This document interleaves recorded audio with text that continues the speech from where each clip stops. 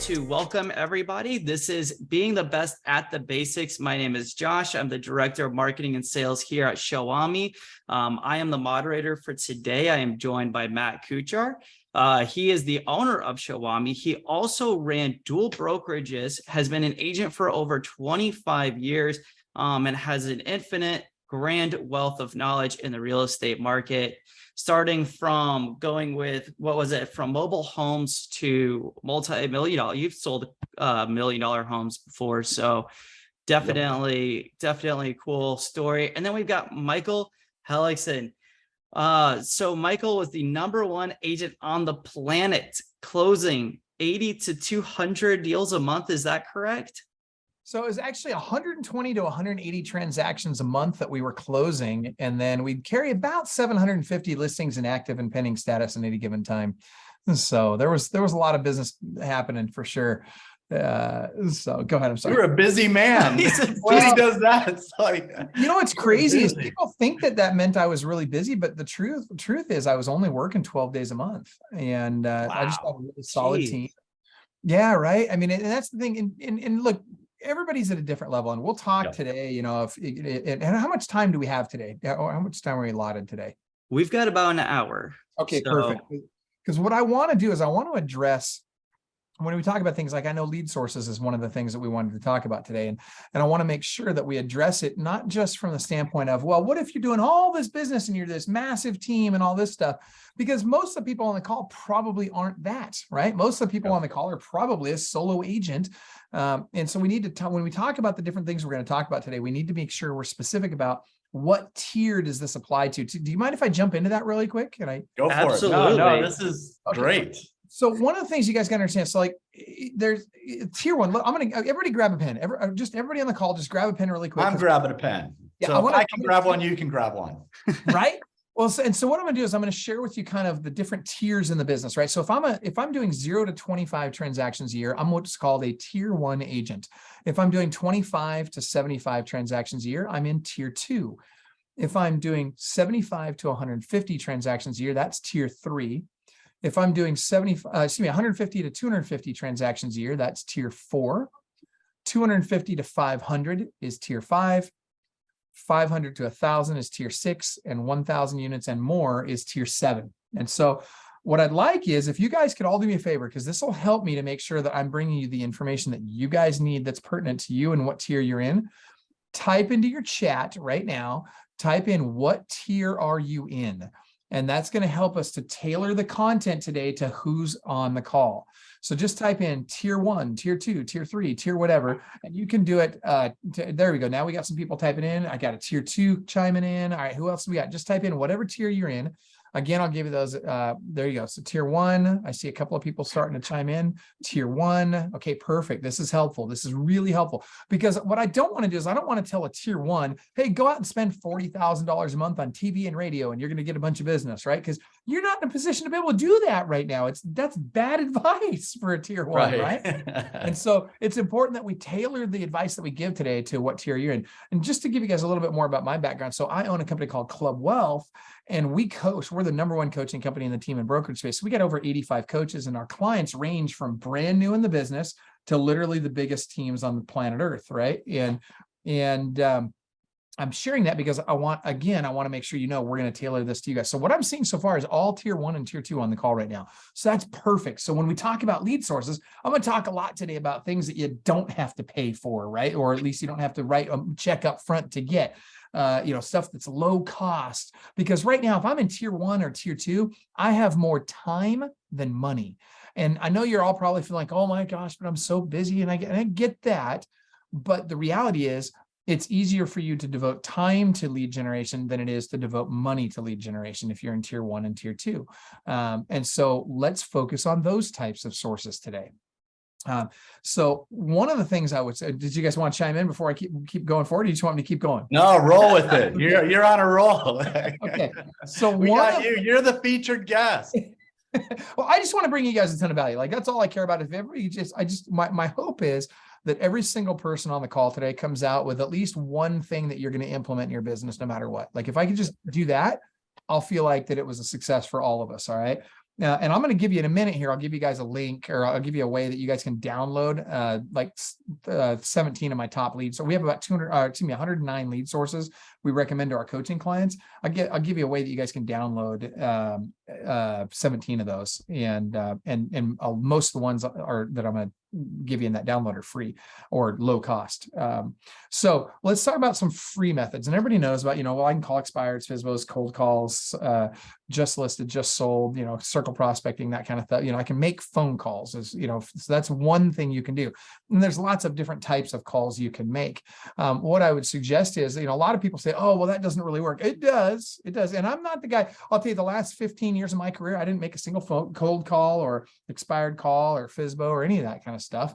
But I did early in my career when I was in tier 1. I certainly did. My son, in fact, he works in the office next to me. He's a real estate agent, and this last year was his first year selling real estate. And he took 97 listings in his first year, not counting his team. That was just him, and did over $1 million in commissions this first year.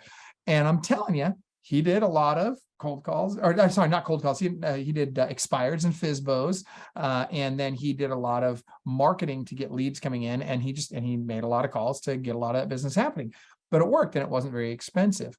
Now, I would also suggest and that's a great one. And by the way, to do that, you've got to dial in what's called a perfect daily schedule. Now, it's not going to be perfect every day, but it's going to be a work in progress. You're working toward perfection with your perfect daily schedule, right? And so what that means is you want to time block out your day. And I would suggest that there's 3 things that everybody's got to do at a high level. So grab a pen, write this down. 3 things you've got to do at a very, very high level. Number 1 is lead generation. You got to get great at lead generation. Always. It's got to be key, right? And by the way, these 3 things should make up 90% of your day. But lead generation is number 1, lead follow-up is number 2, and lead conversion is number 3. Now, I want you to think really hard about this, because if I get really good at these 3 things, all the other stuff is academic, right? Handling the transaction, delivering great customer service, negotiating, all that stuff's academic once you nail these 3 things. But without these 3 things, you don't even have the opportunity to do the other things. So we've got to nail these 3 things first. And for that reason, when you're dialing in your perfect daily schedule, these 3 things need to be the first part of your day. You always do the hardest things first. Brian Tracy, one of my great mentors, always said that you got to eat the frog, right? And it means you got to do the hard thing first, right? You got to eat it right now, and eat the biggest, ugliest, greasiest, nastiest frog first, right? If you have to eat more than one frog in a day. And so the idea is I'm going to do the things that are hard first, like my prospecting. If I'm doing FSBOs and expireds and that sort of thing, I'm going to do that first thing in the morning, 8 o'clock. What I'm going to recommend is your ideal scenario is that 4 hours a day, I'm making those kinds of phone calls. Reality is most of you aren't going to do that. And if you haven't been doing any of it, don't try and do 4 hours a day all of a sudden. Right? I mean, yeah, because you'll fail, right? You'll hate it. It'll be miserable, right? And it's not fun, at least not in the beginning. And I would also recommend, don't do it by yourself. If you can get other people involved and get, like Austin, for example, he's got 4 or 5 other people in his office all the time, every single day, making calls with him. Plus he's got ISAs making calls for him as well now, and they're on Zoom while they're making calls. So they have this synergy happening, and it's fun because everybody around you is doing the same thing. And so it's not a big deal. But when it's just you by yourself in a dark room trying to make calls, it sucks, right? Yeah.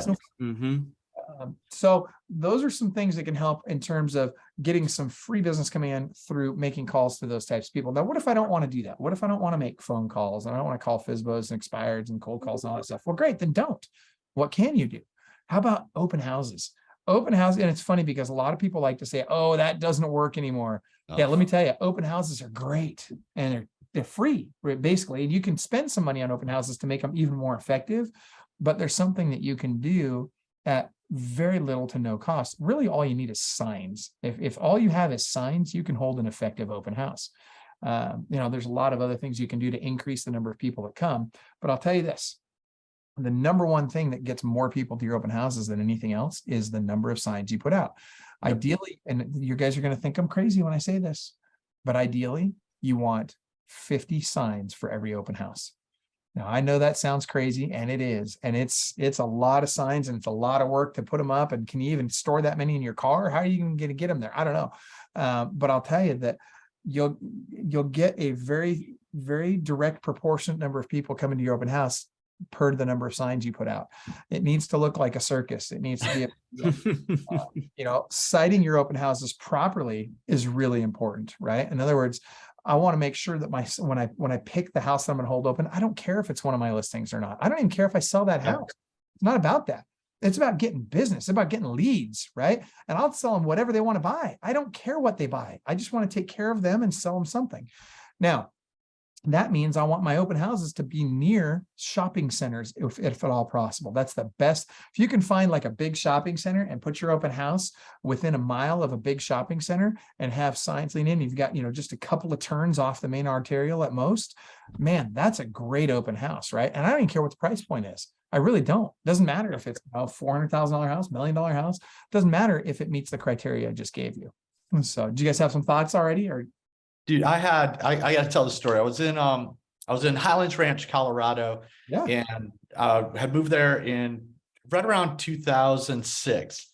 And there was an agent in our office. His whole team, their whole business was open houses, and he controlled. And now he was specific. He did condos, so he became the condo specialist in Highlands Ranch. And during not only just the weekends, they would be during the day. He's like, everybody in this office already is a realtor. So I want to be out where there aren't realtors.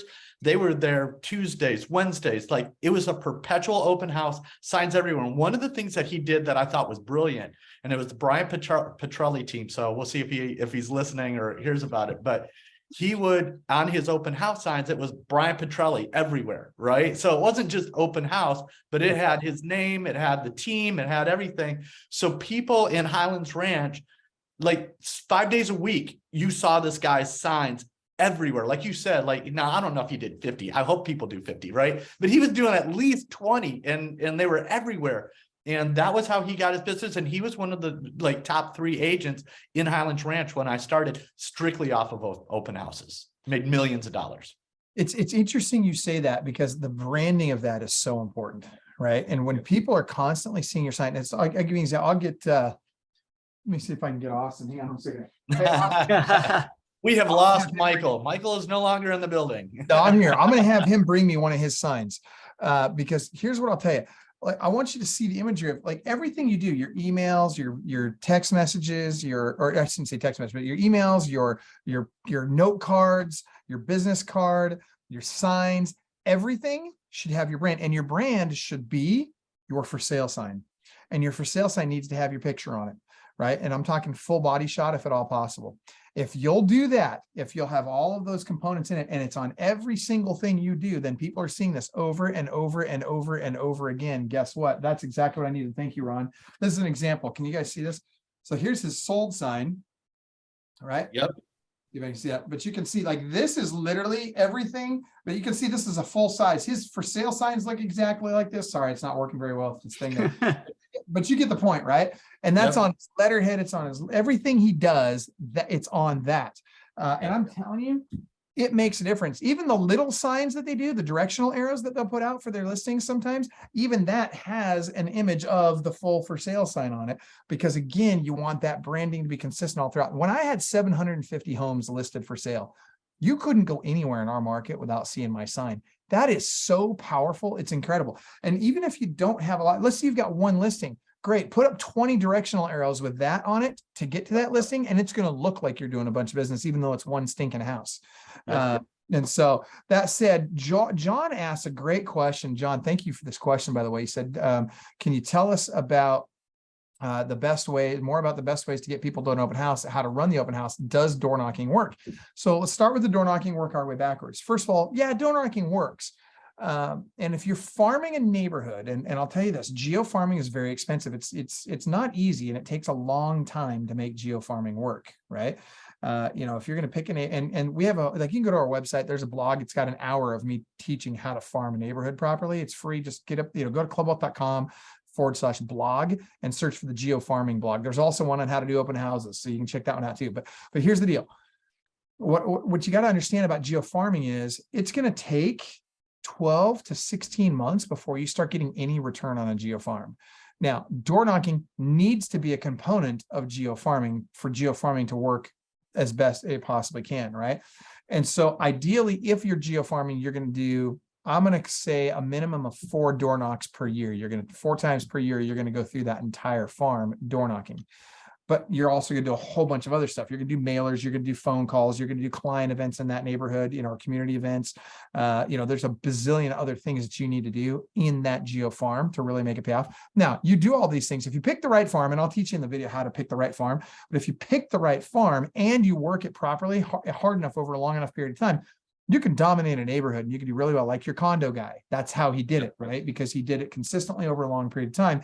And before long, he's the guy, which is a reason why you don't want to pick a neighborhood where somebody's already doing, north of 25% of the business in that neighborhood. I'd just go pick another neighborhood, because that person's probably really crushing it there. And I don't need to go take on a juggernaut when I can go pick another neighborhood and get better results without having to pick that battle. All right. So that being said, door knocking for open houses, while it can be effective, there's more effective uses of my time than door knocking for the open house, right? Now, if I'm holding an open house in my farm area, which is a great strategy, and I combine that with door knocking, hallelujah, that's fantastic. And I'll offer those neighborhoods a neighbor's preview, right? So it's a neighborhood homeowners preview where they can go in an hour before the open house and see the house before everybody else does. It feels special to them. Very good strategy. But in and of itself, instead of door knocking, instead of going 2-3 hours of door knocking ahead of an open house, I would rather just do another open house for another 2 or 3 hours. And while I'm at that open house, I'm pounding the phones because I can touch a lot more people a lot faster by phone than I can by door knocking. And I can do that simultaneously while holding the house open. So I get a little bit of traffic coming in addition to I'm making my calls. Much more efficient use of your time. You'll get better results over the long term. And so great question, Josh. All right, sorry, John. And then other ways to get people to the open house. Obviously, you want to advertise it everywhere you can. Obviously, on your social media, I do love. Listen. If it's your listing, great. If it's not your listing, you're going to treat it a little bit differently, right?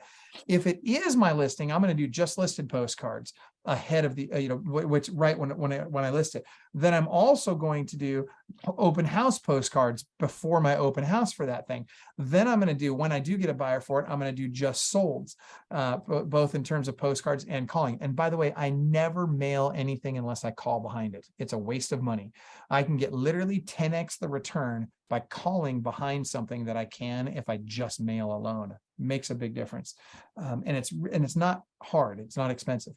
And if you're going to mail, by the way, just listeds, if you're going to mail out just listed, you want to do something catchy like you'll never guess what your neighbors, the Johnsons, did last night, right? Something a little right? Then, the bottom of the postcards is they listed their home with Michael Hellickson. Oh my God. Right? But it gets them interested. And so I want you to write this down. Any kind of marketing that you do, this is a great little marketing tip that you can use. And it works really, really well. There's 3 components to marketing. Any ad, any postcard, any marketing material that you send out, it's got to meet these 3 criteria in this order. Write this down. Hook, story, offer. Hook, story, offer. That's it. It's got to be hook, story, offer. So you got to get them hooked with something very interesting, something intriguing, something that catches their eye, something that catches their attention right off the bat. Then you get to tell them the story, and then you get to hit them up with your offer, whatever your offer is. Maybe it's click on my website, maybe it's come to this open house. Maybe it doesn't matter what the offer is, but you can't just start off with the offer. The problem is everybody starts off with the offer, and there's no hook or story. And if there's no hook or story, it's kind of like, and I didn't mean hook or story, I meant hook or story. Sorry, that came out really bad. Sounded totally wrong there. I just noticed it. Whoa. It's not that kind of webinar, folks. That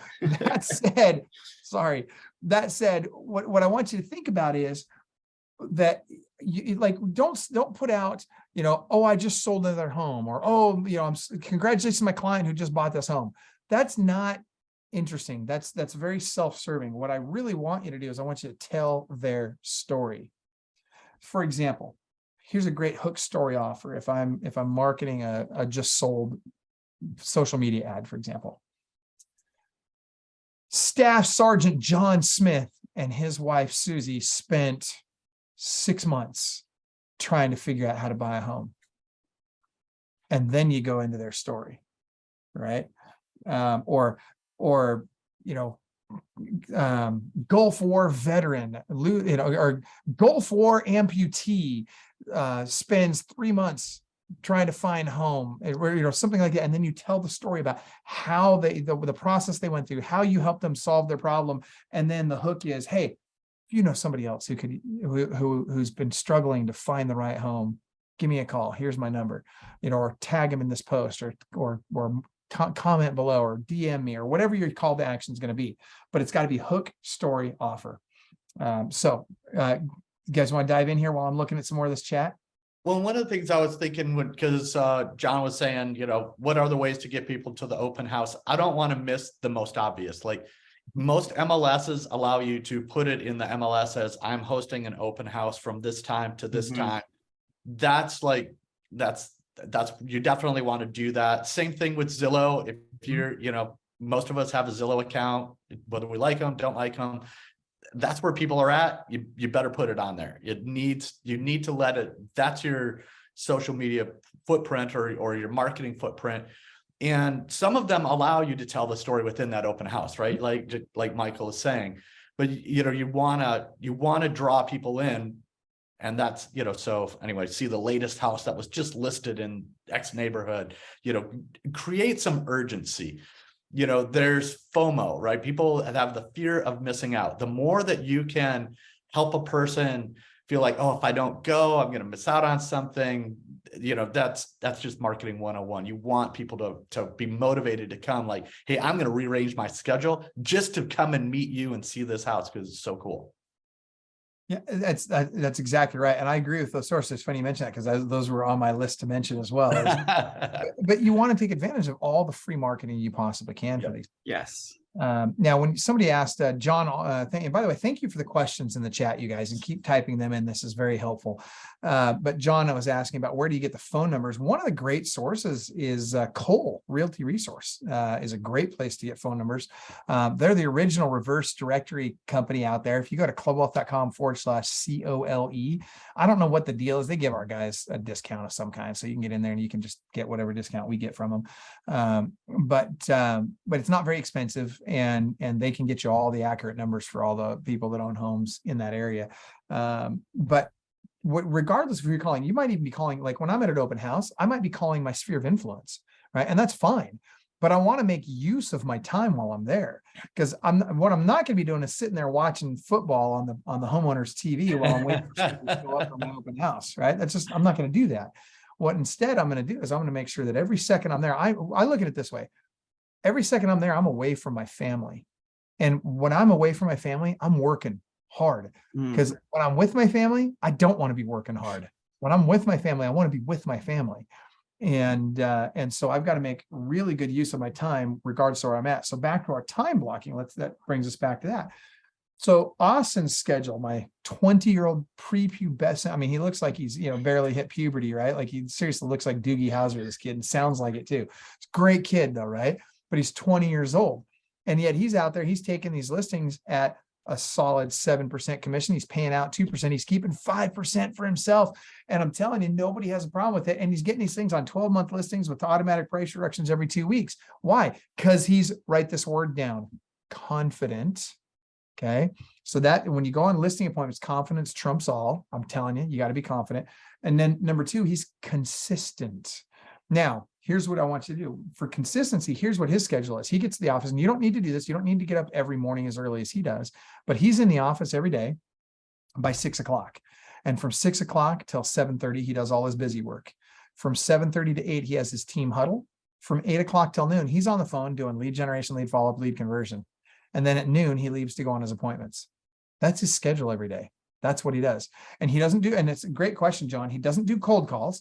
But what he does is he's calling warm leads. He's calling FSBOs and expireds. A perfect example. Here we are just after the first of the year, December 31st and January 1st. That was a Saturday and Sunday. Let me just tell you, there were so many expireds all over the country those 2 days.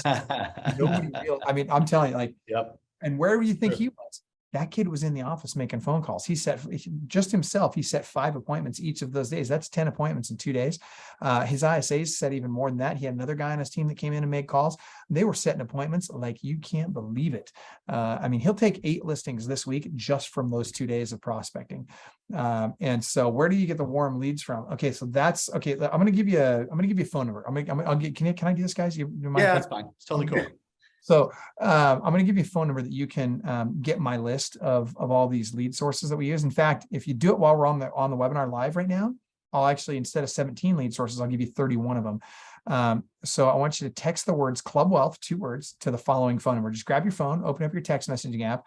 You're going to message 727-287-5993, 787-287-5993. And you're going to send the words Club Wealth to that number. That should respond back with, hey, got it, thanks. What's your email address? It'll ask for your email address, and then it'll email you those lead sources. It should all happen automatically. It'll be lickety split. Some of those lead sources cost money. Some of them don't. A lot of them are referral-based sources where you only pay if you do a transaction and get it closed. Things like Home Light or Veterans United is a great one, right? I mean, there's a lot of them out there. But here's the key. If you're in tier 1, it's going to be tough to get some of those referral-based sources because some of them require that you've closed at least 35 transactions.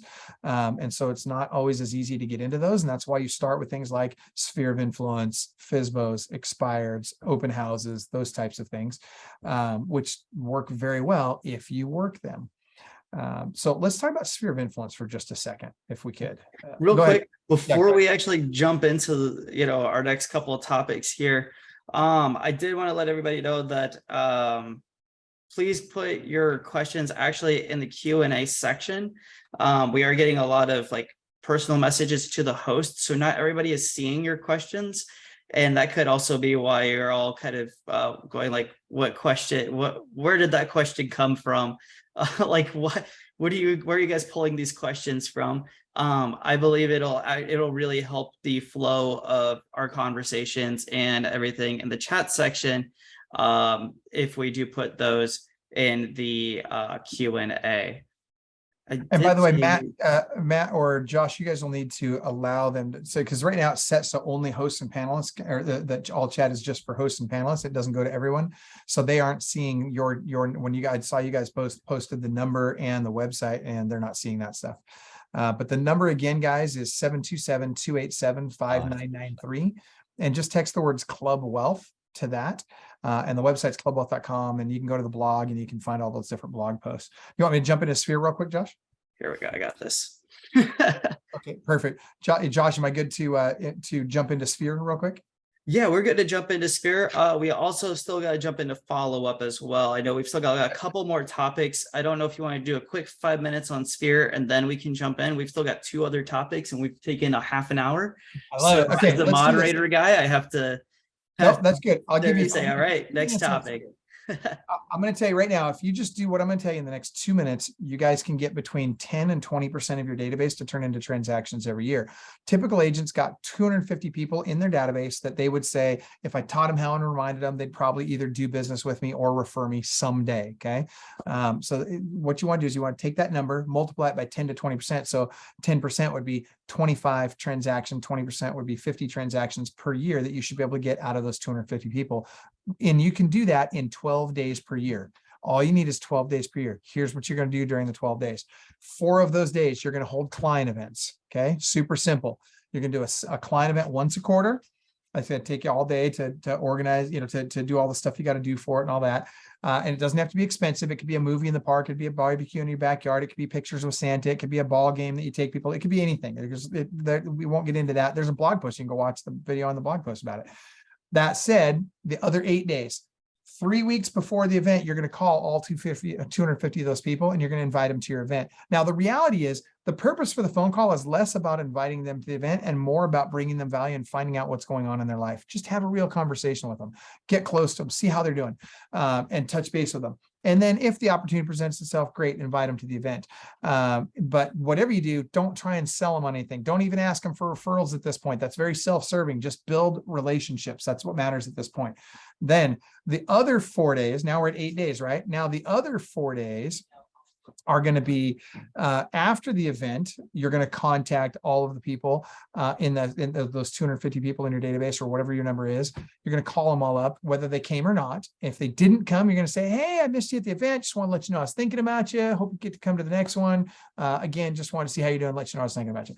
And everybody that did come, you're going to say, man, it was so great to see you at the event. I've missed you. Can't wait to see you at the next one. Here's when the next one is. And then you just keep going deeper with them. Literally, if you just do that, you'll get 10 to 20% of your database to do business with you, and either themselves or through referrals that they'll send you. All right. And Joel asks, John was asking again, who are the 250 people? This is everybody in your database that you just feel like after a conversation with them, you're feeling like, yeah, I mean, if I taught them how and reminded them over a long period of time, eventually they would either do business with me or send me a referral. That's it. And so this could be all the different leads that have come in, people you've met at open houses, your friends, family, brother, sister, mother, cousin, whatever, people you went to school with, people in your Facebook, people in your phone, whatever. Like, it's just everybody that you can and there's another blog post on the website about this. Go to that one and you can watch the video and download the checklist on how to add people to that database. It's all free. Just go get it.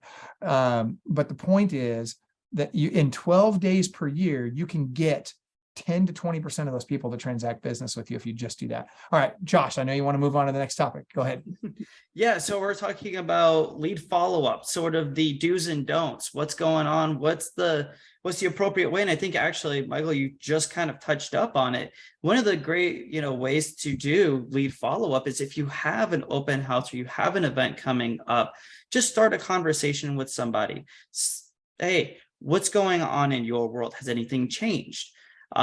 There's also, we've been learning even more about lead follow-up with your social media accounts. It's a great way to do lead follow-up. Instead of just sending a typical birthday, send a video of singing happy birthday. Certain people are doing that as like a little follow-up, just something that says, hey, I'm still here for you. I'm still sending you personalized messages and that sort of thing. So what do you got? I don't know if Matt wants to start or if Michael, you want to start, but lead follow-up, what's some of the do's and don'ts? What are you seeing? Go ahead, Matt. You go ahead. No, when I was super active, and again, before I started Showami, I was doing around 70, 65 deals a year.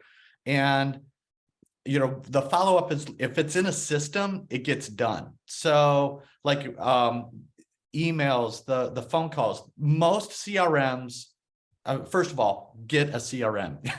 I will tell you, you have to have a CRM. If there's one tool that's going to save your life and make it so much easier, having a CRM, and then having one that has an auto dialer, can text, can send emails, because you can schedule, all of these things so that you don't have to remember. You could put in, hey, let's say I want to do 20 touches with my sphere this year.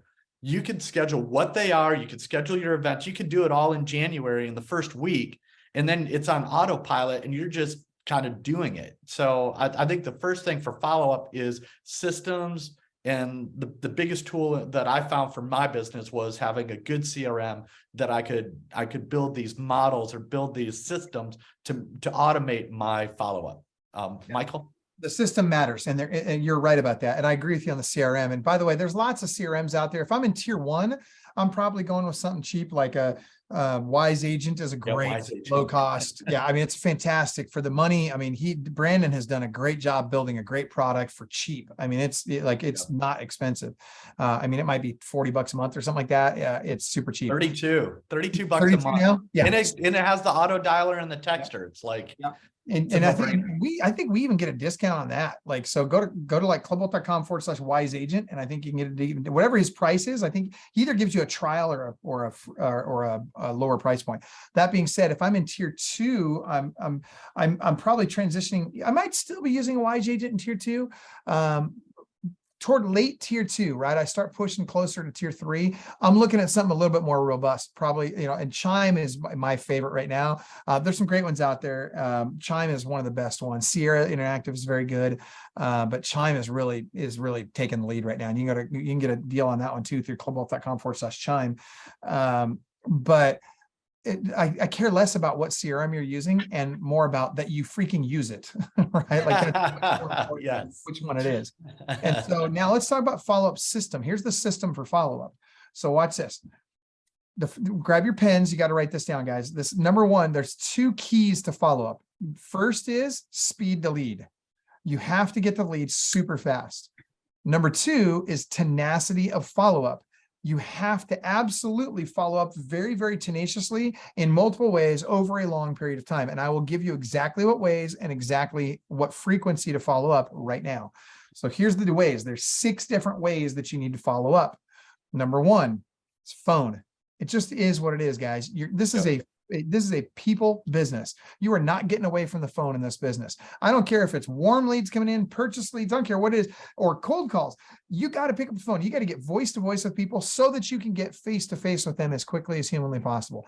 One of the things that, well, let's just focus on that. You've got to get on the phone. So phone, and then it's going to be text, email, video text, video email, and my personal favorite, Facebook stalking.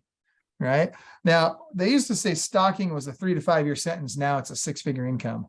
So don't share that with your spouse. They won't. But that being said, it really does work. You've got to be tenacious about your follow-up. And I'll tell you the frequency with which you need to do these 6 things. Okay. Write this down. This is the Club Wealth rule of 3. Now, people are going to freak out when they hear this, and you guys are going to think it's too much, but I'm telling you, it works. Don't overcomplicate it. It just works. And I'm not talking about any automation or any of that stuff yet. That's all great, fine, and good. That's in addition to the stuff I'm telling you about. Okay. That's an augmentation, not a replacement for these things that we're talking about. All right. So here's the rule of 3. I'm going to reach out to them in one of those 6 ways, 3 times a day for the first 3 days, 3 times a week for the next 3 weeks, 3 times a month for the next 3 months, 3 times a year for the next 3 years. I'll give it to you one more time. 3 times a day for the first 3 days, 3 times a week for the next 3 weeks, 3 times a month for the next 3 months, 3 times a year for the next 3 years.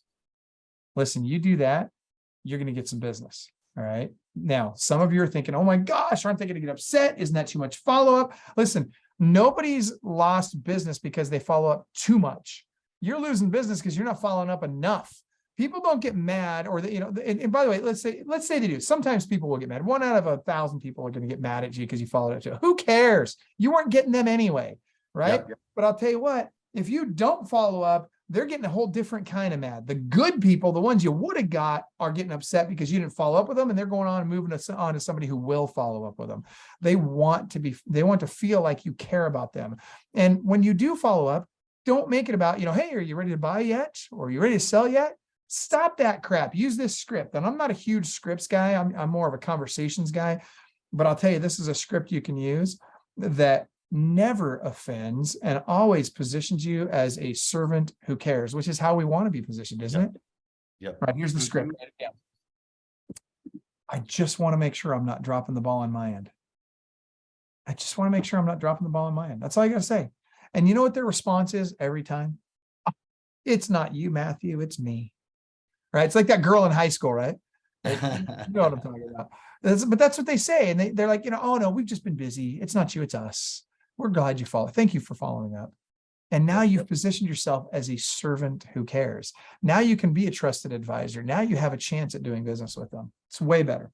So if you can, and let's say you make the phone call, just because I want to hear clarification, and you make a connection on the first call, do you still call them 2 other times that day? No. And I just want to make sure. Well, it's a great question. It sounds like a silly question, but the reality is I get that question a lot because that's what a lot of people think that they need to do. No, you don't need to do that. Once you get a hold of them, this is mission critical. Once you get a hold of them, you're going to identify their time frame. And if they're a year out, ideally, I'll tell you this, even if they're a year out, if I can, and I got to handle this with kid gloves, I don't want to scare them off, but if I can, I'd still love to meet with them just so I can deepen that relationship a little bit. Right? But if they're a year out, I'm going to set my next follow-up call for 6 months out.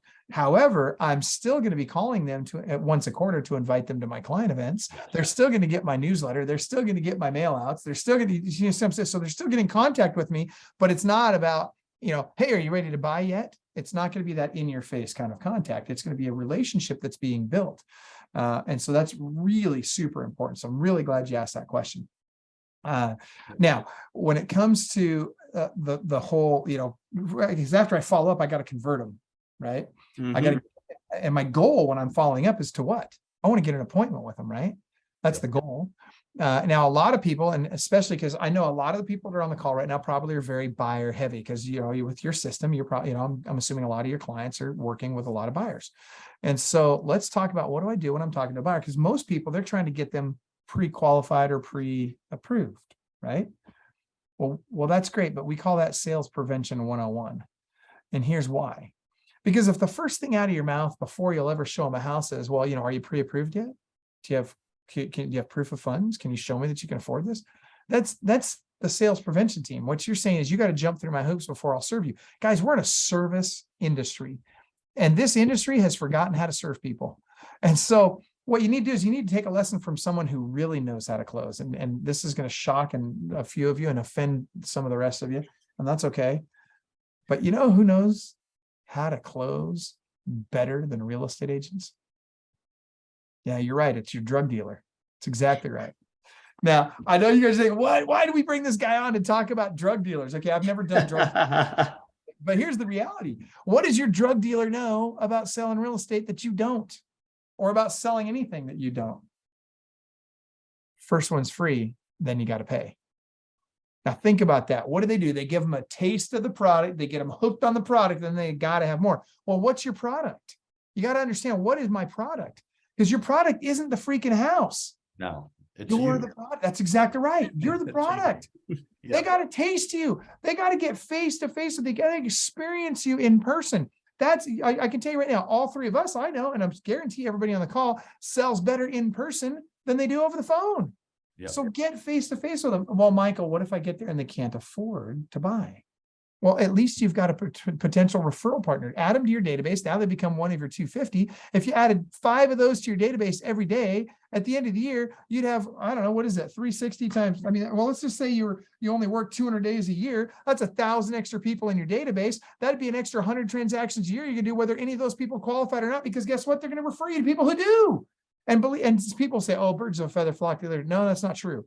You'd be surprised. That painter that you think is broke, he can refer you to the guy that's buying $1 million house. You'd be surprised. And it happens all the time. So when you want to, if we have a servant mentality and a servant heart, let's help the person buy, right? Mm-hmm. Like, all right, why? That's maybe right. It's a rent to own where you use like a Divvy Homes or something like that. Or yes. Maybe it's you set them up with a credit person. Some of these people make crazy money, but they suck at managing it. Get them with a money manager that over a 12-month period can help you. And you've got a bunch of different lenders who some do A paper, some do B, some do C. There's lease to own. There's so many different ways that, like, I totally believe in, especially in the market that we're coming into in 2023. We don't have the luxury of going next. Mm-hmm. You gotta be efficient with everything. That lead costs you money one way or another, whether it was your time or your dollars. So the more efficient you can be, you're going to need business a year from now. Mm-hmm. If you've got them, on credit repair, or you've got them with a manager who's helping them budget so that they can buy in a year, you've changed those people's lives. They're now able to buy a home, and they're going to thank you and all their family. I know people who didn't make a lot of money, but their families were millionaires. They just didn't give it to them. Mm-hmm. And they ended up buying, super expensive houses. I'll tell you one story. I had this, I also sold mobile homes. That's how I got into real estate. I was trailer trash, right, in Florida. And you were the king of real estate. Well, no, all right, it was real estate, but it was still fun. This guy, we put this ad for a $15,000 mobile home, right? And this guy calls on it, and my salesperson, Michael, his name was Michael. He did a great job. He's like, I'm going to go meet with him. I'm going to try to sell him. Sold this $15,000 mobile home, And because he took the time and did everything, the thing Michael didn't know about this buyer was they were just buying that for now. His parents had just passed away, sadly, but he was getting a multi-million-dollar inheritance. And that guy bought 2 homes worth $750,000 a piece. And salt of the earth, wearing cutoff shorts, like, you just don't know who's going to be your next super expensive buyer, and ended up being one of his biggest transactions. But 100% agree. That's a great example. You guys think about this. because I know a lot of people on the call and are freaking out a little bit thinking, but Michael, I just don't want to waste time with those people, that can't afford. And so first of all, listen carefully to what Matt just said, because Matthew's story really describes exactly what can and does happen very frequently. Now let's throw this out there too. I want them to talk to your lender, but you have to ask at the right time and in the right way, and you have to have permission first. And so here's what you can do to get everybody that you talk to want to talk to your lender. It's super simple. All right. Grab a pen, write this down. So I've had the conversation, I get on the phone with them, I have the conversation, and I get an appointment set. Now, the key here is first I have to set the appointment. I can never use this next script. I can never use it until I've set the appointment to go show them something. Once I've set the appointment, then I ask them the following question, and it works every time. All I have to do is say, hey, Matthew, if they could save you $10,000 to $20,000 on your mortgage, would you be interested in chatting with one of our lenders? If they could save you $10,000 to $20,000 on your mortgage, would you be interested in chatting with one of our lenders? What does everybody say to that? Every single person says yes to that. Only a moron's going to say, well, no, I don't want to save money. I hate money. Why would I want to save money? Right? Like nobody's going to say that. And so now you have permission. Now, here's where it gets really interesting. Most people at that point would say, great, I'll have my lender call you. That's okay. That's fine. It's definitely better than giving them your lender's number, right? Because they're never going to call your lender. But so that's okay. But what's even better? Wouldn't it be even better to warm transfer them to your lender right then and there on the phone? So literally just conference call your lender in right now. Get them talking, get them to share contact information, then you bow out, let them do their thing. Now, I'll take it a step further. Now, this is for tier 1 and tier 2. If I'm in higher tiers, right, once I get into like tier 3, 4, 5, I've probably got multiple lenders I'm working with, right? And once I've got multiple lenders who I'm working with, when I go to conference that call in, I'm not going to conference one of my lenders. I'm going to conference in a number. So I'll have a Google Voice number or one of these different numbers that I can't remember all the different ones out there right now off the top of my head, but there's different numbers that you can literally call that number and it will immediately dial all of your lenders at the same time. And whoever answers first, it will put them on the call with you. So you'll always be able to get one of your lenders on the phone with that person right now. Super efficient, super world-class customer service. You want to talk about a world-class experience for your client? That's how you do it. And that's great because now you're getting them to a lender that you know is going to endorse the heck out of you. You're more likely to do business with that person. So is your lender. Yep. So there you go. Josh, I know you're chomping at the bit. I know you got some more questions you want to get to. So I'm trying. Oh man. Well, I know I was going to, on the webinar, we did have it set for the last question being, how can I attract the best talent to my team? And that would technically be where we're at. But seeing that we do have a lot of tier 1 and tier 2, do we want to go for that, or do we want to go for that bonus topic that you wanted to talk about, Michael? And Matt has to close his ears for. Sorry, my lights just went out for some weird reason, so I'm in the dark all of a sudden. That's funny because your computer's still picking you up really good. You don't look I must have kicked a switch or something underneath my desk. So yeah, it's okay. I can go in the dark. Okay, so let's go to the other question, because I think team building, which is definitely Michael's specialty, unless maybe you can spend 2 or 3 minutes hitting that real quick, and then we'll jump into the next one. Let me start with this. Whether you realize it or not, every single person on this call has a team. Even if you think you're just a solo agent, you have a freaking team. 42 people touch the average real estate transaction. Guess who quarterbacks it all? You. Right. And so that's your team, right? Whether it's your title, escrow, mortgage, your inspector, your whoever's touching this transaction, you're involved and you've got to quarterback all these people. That's your freaking team. Now watch this. When we talk more specifically about your team that's on payroll, everybody that's on this call, tier 1, tier 10, I don't care what tier you're in. Okay, there's no tier 10, there's tier 7, but you get my point. Regardless of where you're at the very least, you need to have an assistant. And write this down. If you don't have an assistant, you are one. You got to have a freaking assistant, because otherwise you're doing $20 an hour work when you should be doing $200 an hour work. And I'll tell you, one of the scariest days of my life was the day that I hired my first assistant. What's really cool is 4 years later, she became my wife, and that's when I went to work for her. You married men know exactly what I'm talking about. Reverse engineered that one, didn't she? She had me figured out from the word go. But that being said, it was the best thing I ever did, not just for my life, obviously, but also for my business. And I'm telling you, the second I hired her, my business started just skyrocketing because I was no longer doing things I hated doing. And I was freed up to do the things I wanted to do. And most importantly, here's what's really interesting. This is a dynamic that people miss when they have this conversation that's super important. If you don't have an assistant and you're going out and you're bringing in the business, and then you've got to deal with the business once you get it, you have all of us end up with this subconscious mental block. Why? Because we know how much freaking work it is to handle that business on the back end. And so it limits us on how much business we want to bring in. So we're more picky about the listings we'll take. We're more picky about the people we work with. We're more picky about a lot of this stuff. And what that ends up meaning is we do less business. Once I hired an assistant, I made it my mission in life. I said to myself, I'm going to bury her. I'm just going to bury her in work. I'm going to bring in as much business as I can so she can't freaking handle it. So she's begging me to hire another assistant. And I was able to do it because I knew I didn't have to screw with it after I brought it in. All I had to do is go get the business and she would do the back end work and take care of it all. I'm telling you, man, that is such a big deal. And it will revolutionize your business overnight. And I was scared because when I hired her, I was going to have to pay her more than I'd ever made in a year. I had no idea how I was going to afford this girl. But you know what? I had a credit card and I figured it out and I did it. And that was the best thing I ever did for my business. My business used to go, when I first started out in the business, I didn't have an assistant and I would sell. I was really good at selling. So I would pick up 2 or 3 deals the first month and then next month, 2 or 3, and then I'd have nothing. Like there was this collapse because then I was trying to close and I was trying to manage everything. And then I'd get through those closings and then I'd ramp back up and I'd have a bunch of sales. So my business was up and down, up and down, up and down until I got that assistant. At that point, it just took off, so I totally agree. Well, this was a hot topic. We've gotten quite a few questions coming in, but I think Kyle, your question, is a transaction coordinator enough, or do you suggest a full-time assistant? Both.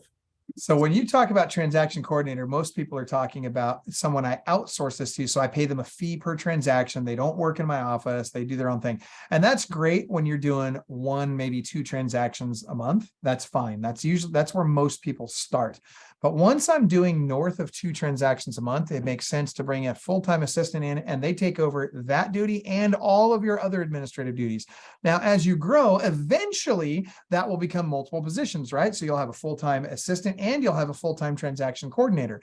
But again, once you're doing 2 or more transactions a month pretty consistently, you need someone who is full-time in your office working for you no matter what. I mean, you're beyond needing to hire that person. And so, yeah, great questions. These are good. Yeah. I get good. And then how do we go about getting an assistant? I mean, there's always Indeed and there's always LinkedIn. I have great free tools to use. Aside from that, what do you guys suggest? Is there something that the two of you see? Is that networking events to get assistants? I got a whole surprise. This is going to surprise you. It's going to shock you, but I got a whole blog post on exactly how to hire an assistant. And it's all, just go to the website, go to the blog, you're looking for the one that says, if you don't have an assistant, you are one. That's the title of the blog post. Go to that. There's a checklist there to follow. Indeed is one of the things on there that you should do. LinkedIn also. Indeed's number one. I would say we go Indeed and then, well, Indeed's number one. But I can't remember the list of all the places we market to right now. But go there, download the checklist and follow the checklist. It's not hard to hire an assistant. Now, here's what you have to be aware of and you got to be okay with. Your first assistant's probably not going to be your forever assistant. Your chances of them working out are about 25%. You're going to go through some people before you get to the right one.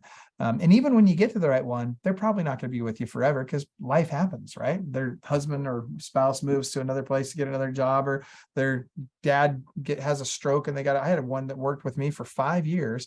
Dad had a stroke. She had to move to California to go take care of dad. And I get it. And it would hurt. It was hard for her, hard for us, but hey, you got to take care of dad. We get it. But go do that. It's really not hard to hire an assistant. Just fail forward. Go do it. You'll be glad you did. One of the rules that I had was the person had to be doing the job for somebody else prior to working with me. So I didn't want to, this was just my rule.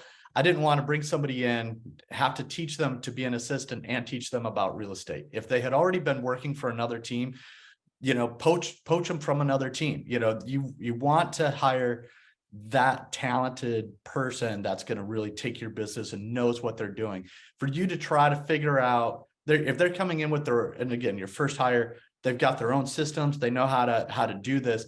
That's going to make your life so much easier than I've got to figure out what I'm going to have this person do. And I'm trying to teach them real estate and terminology and contracts and MLS. Go with somebody who knows what they're doing. Absolutely. I would also say, and so I'll tell you what, in the absence of any other resources, that's not a bad method. That's a good idea. For our coaching clients, what we have them do, because we have a course that we put people through, and I'll tell you, in fact, you can get a book. Here's what I would do. I'll give you an alternative. I love that model, but I'm going to give you an alternative. Okay. Go to Amazon and search for world-class administrative assistant. Or world-class admin team member is what it's called. World-class admin team member. I thought I had a copy of it here somewhere. It's we've written 4 national best-selling books. That's one of them. In that book, literally, I don't know how much it costs. It's a book. It can't be that much, right? Go on Amazon, get the freaking book. But literally, hire your assistant, hand them the book, and tell them, figure it out. And I'm telling you, that will give you 80% of what you need in terms of training that person.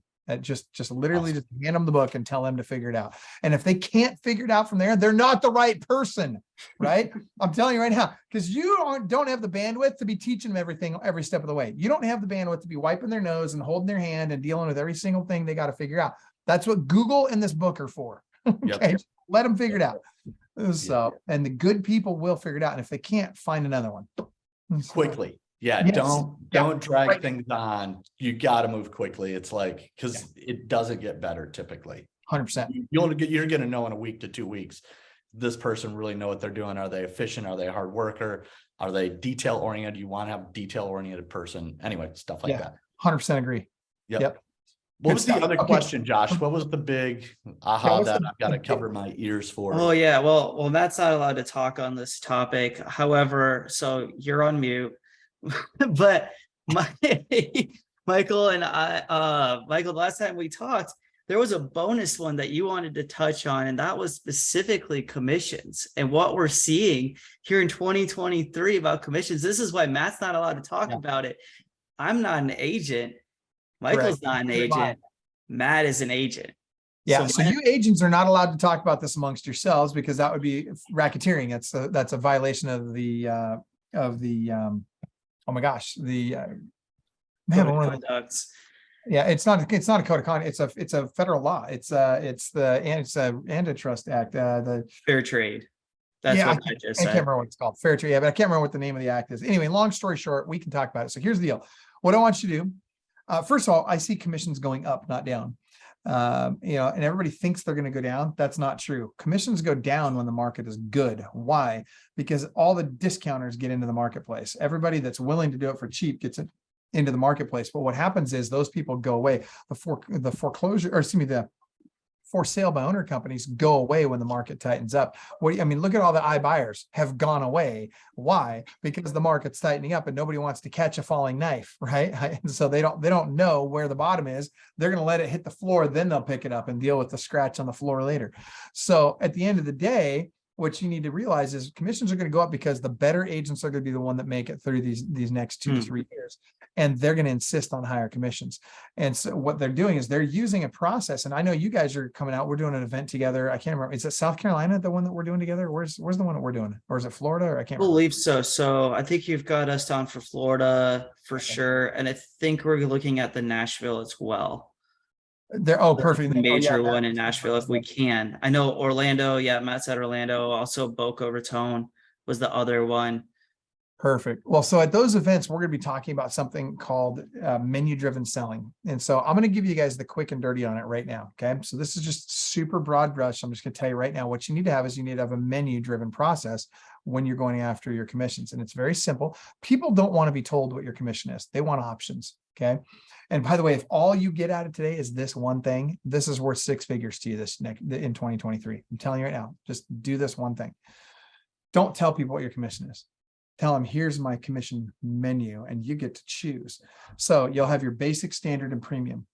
Basic is going to be the lowest number, right? And it doesn't matter what the number is. You pick the number. It doesn't matter what the number is, but you put a number in there and you say, this is what I'll do for that number. And that first column, that basic column, you're going to put a key box on the house. You're going to put it in the MLS. You're going to put a sign in the yard and you're going to hope it sells. You're going to do number 4, which is pray and hope that it sells, right? Like that's what most, right? That's their 4-point marketing plan. So that said, then you'll also have your standard program. Standard program is going to have that plus a whole bunch of other stuff that you'll do. And for that, you're going to charge a little extra commission. And then you've got your premium program, and your premium program is going to be all of that and a whole bunch more. And that's going to be a substantially greater commission that you would charge. And they get to pick which. Now at the live events, I'll show you guys exactly how to close on this system. In other words, how to sell it. And you'll have this mini driven selling system for buyers, sellers, and recruits. This works in any kind of business, by the way, because again, people want options. My chief operating officer calls it the 2 or 3 perfect options, TPO. Right? And what will normally happen is they will select the middle option. And so I like to make the middle option greater than the average commission in the marketplace. I like to make the middle option a really nice commission that I would be happy to get. And yet I make the lowest one what I'm willing to do. Like I would do it for that because I don't have to do nearly as much. So I'd be willing to do it for that, but I'm really shooting for that middle ground. And then there's that 10% of those people out there. It's usually the type A guys, right? They're the ones that are driving the Lambo because they can't afford the Ferrari, but it's important to show their neighbors they've got money. You know who I'm talking about. Those guys will always take the highest price one. So you get about 10% of your people will take that highest price one. So there you go. That's what I would do. And I'll tell you, if you'll do that, you'll get higher commissions in the next 12 months and you'll be surprised. I mean, look at my son, 20 years old, $1 million in gross commission income in his first year selling real estate. I mean, come on, like if he can do it, you can do it. I mean, seriously, like you can do it. And that's the thing I want you guys to come away with too. Understand everything we've talked about. You can do it. You can do it in your market and you can do it right now with the way the market's rolling around, with what's going on in the marketplace right now. You can do it. You can do it in your location and you can do it right now. So go do it. It's not that hard. You just got to take action and get your perfect daily schedule dialed in. By the way, if you want a copy of that perfect daily schedule, go to clubwealth.com/PDS. Clubwealth.com/PDS as in perfect daily schedule. And you can see some sample schedules in there and some idea of what it should look like as you build your perfect daily schedule. It's actually really helpful. So and by the way, I know you guys didn't ask me to do this, but I'm going to do it anyway. Can I just say what an awesome product Showami is? Seriously, like you guys, super intelligent, that was a brilliant move on your part to create it. And I love what you guys are doing. And I love where you're headed with the product. And I love the ways that you're making it compliant in all the different markets and making it possible for people to use this product to really leverage themselves in their business. I mean, you guys, it's huge. It's a great product. And so if you're not already using it, which I'm assuming everybody on the call probably is, but if you're not, you should be. So there you go. Thank you so much, Michael. No, it's definitely it's a need, right? We talked a little bit about the assistant freeing your time up. Showami, talk about another thing that can absolutely free your time up. You can also expand your region. There's so many cool things that we have, but we host these things because we would like our agents to get more value than just home showings from us, and that's education. And Michael, you've been a wealth of information. I love how your idea with the whole commission structure, it's supply and demand, right? The idea that we're looking at the potential of people leaving the market. I mean, it was NAR that came out with something saying that less people were getting their association renewed the next year, and that tells you automatically the's going to be less. And you want an idea of how much? Did you end up reporting the number? I thought it was like 18% somewhere. Oh, it's worse than that. So in Texas, just one market in Texas, there were 968 people due to renew, and of those, only 742 renewed. So let's just do that math. 742 divided by 968. That is 76. So that is fully 24%. Yep. 24% of the people in that marketplace did not renew. That's and by the way, guys, tip of the iceberg. I'm telling you right now, in 2007 to 2011, we lost 20% of all the transactions in the industry in between 2007 and 2011. But what's really crazy is we lost 25% of all the agents in the industry during that period of time. So the people that hung in there and that figured out how to make it work and that worked harder and put their foot on the gas, they made way more money than they did before, right? Because now there's 5% of the marketplace that's now available that nobody was getting. But so, I mean, this is a marathon, not a sprint. If you want to make money in 23, it's up to you. You can totally make it. Now's the time. That's why, like when we bring on a new coaching client, we literally guarantee them they'll either double their income or make an extra $100,000 their first year coaching with us, or we'll give them their money back. How in the world could we do that in a marketplace like we've got right now if we didn't know that we were going to lose all those agents and what's going to happen is the ones that remain and that put the work in are going to make even more money. This is when you're going to, mark my words, the smartest agents and it's in particular, you're going to see small teams become large teams become massive teams in the next 2 to 3 years. That's what's going to happen. And by the way, last year in 2022, 51% of every transaction closed last year was closed by the top 10% of teams. That number is going to get even more skewed in the next 24 months. I love what's happening in the marketplace right now. Everything's changing and it's good for people that are smart and get the right info and implement. Yeah, the pretenders will definitely be. Oh yeah. So we're over time, definitely. But you know what? It's better to have an overabundance of information versus to skimp everybody out and not be able to answer all the questions. Everybody who's been a guest on this to attend, thank you so much for all the questions. We've gotten a lot of good Q&A and it's definitely helps Michael kind of steer the conversation to what you're most interested in. It helps Matt and I know even future topics for things to talk about. And it's fun. Matt, sorry for having to mute you during part of this. But for legal purposes, I can't be allowing you to have any microphone during that time. But thank you for taking the time to attend. Do you have any closing remarks, any big takeaways from today? Give me 2 top takeaways from today, Matt, before we close out. And then Michael, I'm going to ask you the same thing. Yeah, sure. So one of my notes was the goal of follow-up is to set the appointment. So I thought that was, it's just a reminder of what kind of already thought of. And the other big takeaway was the 3x3, kind of like,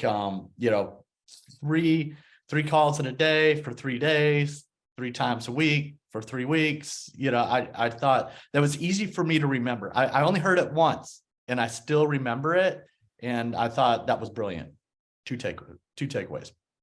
Well, I'll tell you right now that I can't top that. I mean, those things right there. If people just implemented that right there, that would change their world in 23. I mean, it really would. It's really that simple. Now, there's a ton of other things that you guys can do, but here's what I would add, and it's simply this: get into the right habits, because your habits will define your 23. If I looked at what you've done in the last 2 weeks, and you continue to do that over the next year, if I knew your average sales price and what you did in the last 2 weeks, I'll tell you within 10% what you're going to make this next year. But in the absence of real habitual change. And so I'll promise this, you're one habit away from making an extra 6 figures in 2023. That's it. So figure out what that habit is that needs to change and change it. And then go have some massive success, because it's there. There's the business is there to be had. Go get it. Yep. Showami followers, everybody that is watching this now or watching this later, this will be on YouTube. So make sure you like and subscribe us on YouTube for this video, along with coaching courses from Michael.